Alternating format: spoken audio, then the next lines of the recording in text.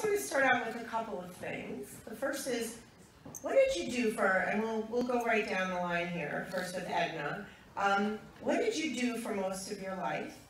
And what did you like most about it? And what did you like least about it? Actually, I think since I was 5, I sang.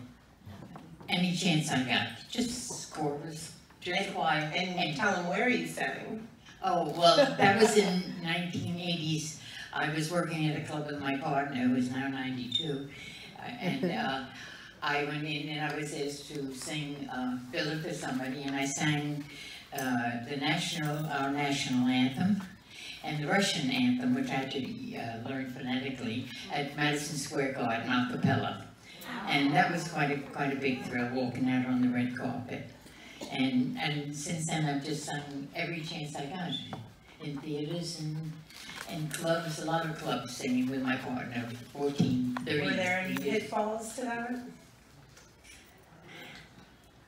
I can't really think of any, I just loved it. I didn't get paid much, you know, you got club paid on Long Island, it wasn't that great. But it was just thrill. It was like, pinch me, I'd do it for nothing if they asked me, because I did a lot of volunteer. Well, it's important. But I just love it, and my voice is held up, so I'm still singing. I feel like I've lived 1,000 lives already. My ambition in life when I was in college was to be married, have 6 children, a house in the country with dogs, horses, and cats. However, that never happened, thank goodness. If my husband hadn't left me with 3 kids, I would never become the person I've become. I didn't think so then, but I am eternally grateful. And he's long since dead, and I'm still here.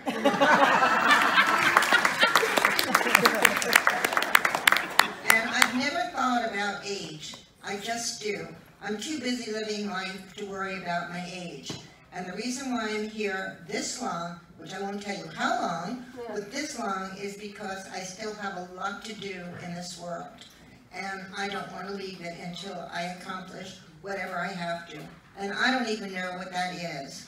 But one of the things that I love doing the most, that keeps me going, is I love to connect people. I think I spent most of my life growing up, actually. I was born and raised in Detroit, Michigan, which is a very far, far place away.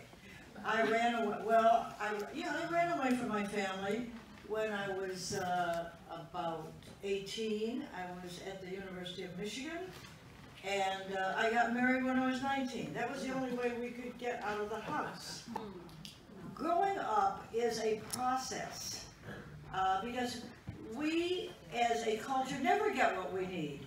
Has anybody ever asked anybody in this room, hello, how are you? What kind of attention do you need today? I don't think so.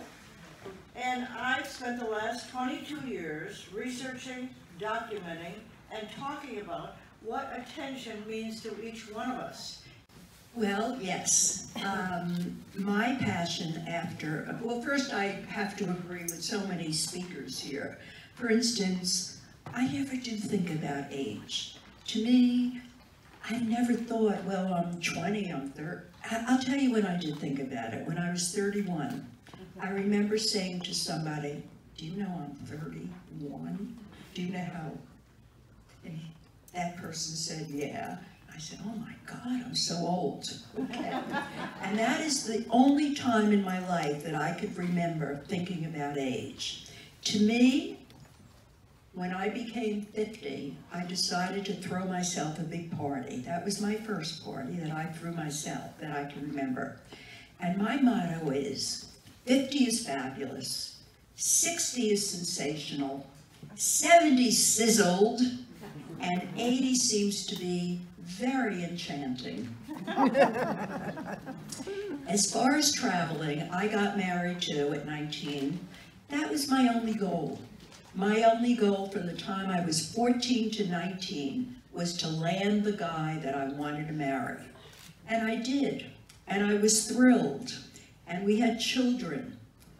But after about 11 or 12 years, I realized that maybe there is something else. Maybe there's something more. And that's when I started And it wasn't so easy, because most of my friends at that time were happily married, and they stayed home and they did things with their kids. And my kids, of course, were mostly grown, but to venture out into the world by myself was a huge thing. And yes, I learned to travel solo, because the person I was supposed to go to on my first trip fizzled out, and I said, I'm still going to go, with much reluctancy, but I did.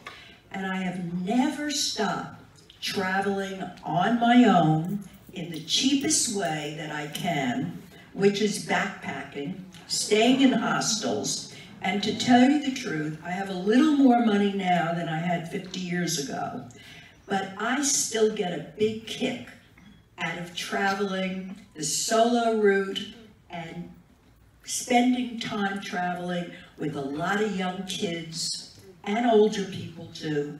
And that's how I get my kicks with traveling, and I keep doing it. Been doing it for 42 years. I love my life, and it's changed remarkably.